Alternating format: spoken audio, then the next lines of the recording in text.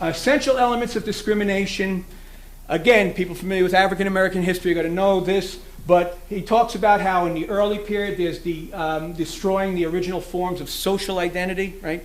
You have African chieftains coming here being slave, right? And exclude the oppressed group from admittance into the forms of social identity normal to the colonizing power. That's two of the early characteristics. Go on, Sean. He lists 4 characteristics of racial oppression, goes into detail how they existed, you know, in 18th century Virginia.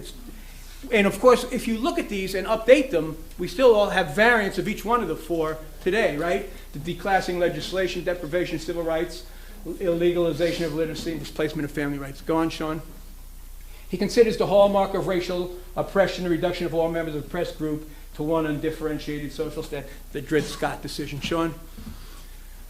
He emphasizes that the ruling elite has 2 principal tasks. We should never lose sight of this. They seek to maximize profit, but they have to maintain social control, right?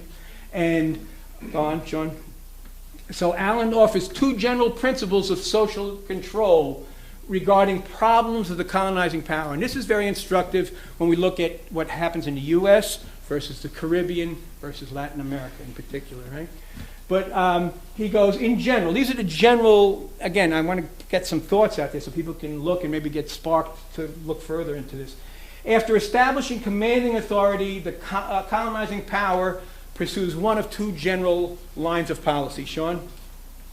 Where they found a developed and well-defined hierarchical system, the Aztecs, the Incas, right? There's a hierarchy.